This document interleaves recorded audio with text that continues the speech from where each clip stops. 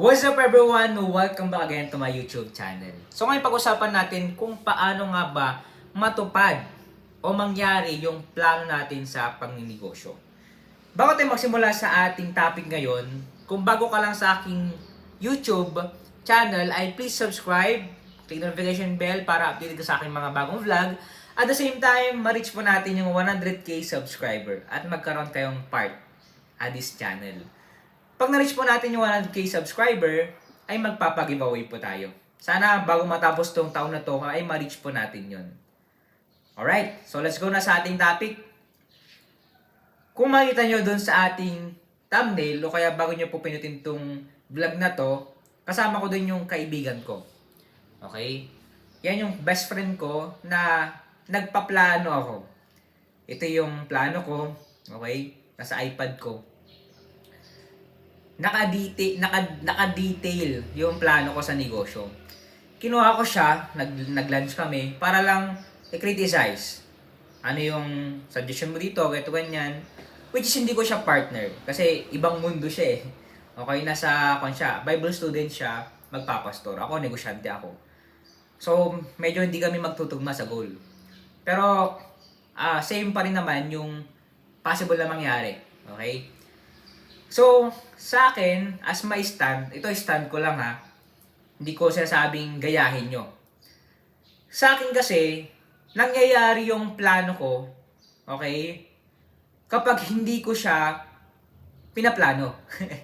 Ang gulo, di ba? Kumaga, hindi ko sinusulat, hindi ko dinidetail, okay? Hindi ko parang pinapahalata. Okay? Kasi, sa akin, parang mas effective sa akin yung hindi mo talaga siya pinaplano. Hindi mo talaga siya dinidetail. Kasi the more na plano ka ng plano, nagpo-procrastinate. Especially sa akin, nagpo-procrastinate ako. Hindi nangyayari yung plano ko. Bakit? Kasi tinatamad na tayo. Baka hindi will ito ng Panginoon, everything. Sa iba naman, okay, nangyayari yung plano nila. Kumbaga, planning-oriented sila. Talagang, merong outcome, may result. Nangyayari yung plano. Okay? Ibig sabihin, talagang na-execute yung plano nila. Ito naman yung perspective ko. Okay?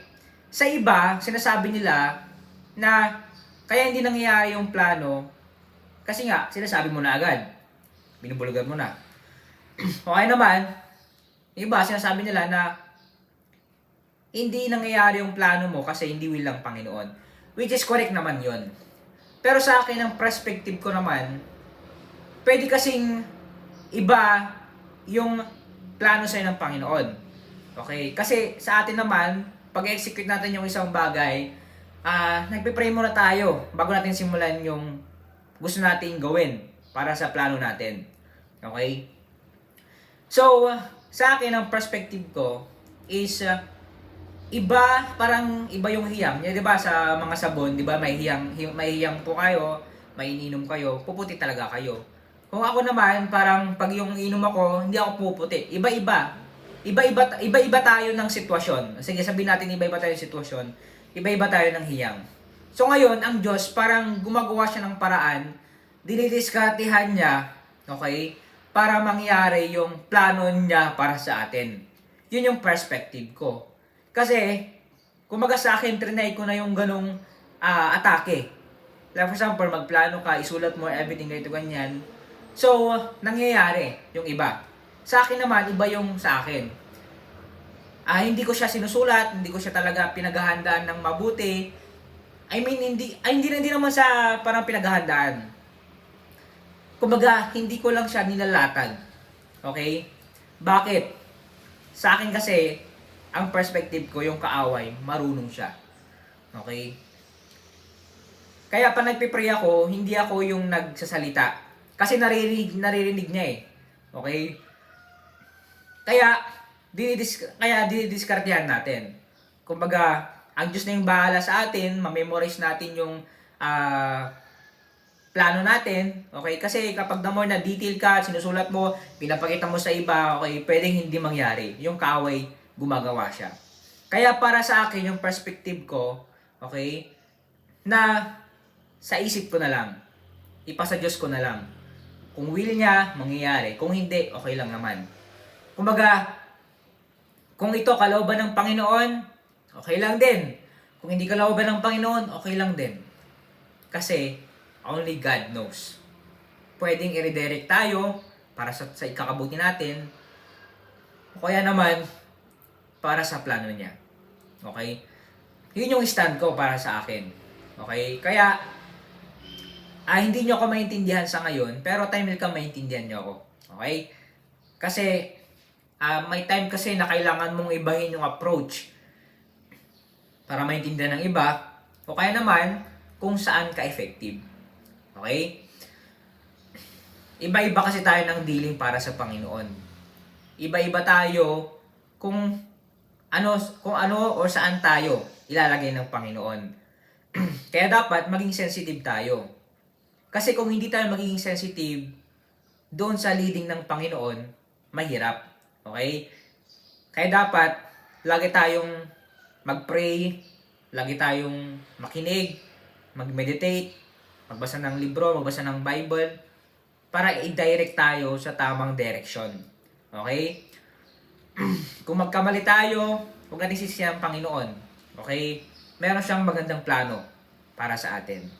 Kaya huwag tayong mainis, huwag tayong mainip. Kung matagal to, mabilis to, may plano ang Panginoon. Okay? I-try natin kung ano yung dapat. Gawin natin kung ano yung mabuti. Okay?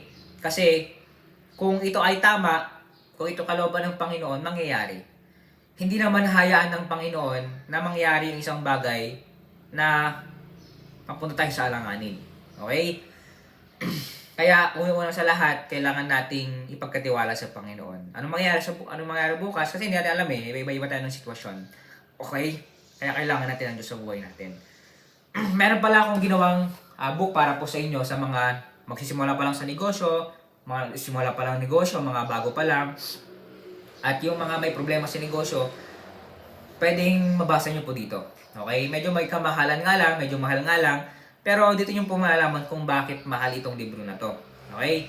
So, kung sino po mag-order, click nyo lang po yung link, Facebook page link po natin sa comment section, nakapin po doon. O kaya naman nasa description yung link ng ating Facebook page. So, huwag niyo pong kalimutan na like and follow yung Facebook page po natin kasi bago lang po yan. Para lang po kasi yan sa mga mag-order ng libro po natin. Okay? So, ingat-ingat po tayong lahat. Sa mga mayayaman na hindi na kailangan pero gusto niyo pong supportan tong vlog natin, pwede pa kayo mag-order, kayo bigay sa iba. Okay, display. Para yan. Display nyo lang sa bahay. Okay? So, dito muna tayo. At abangan nyo po yung mga bago po nating vlog. See you in my next vlog. God bless. Bye-bye.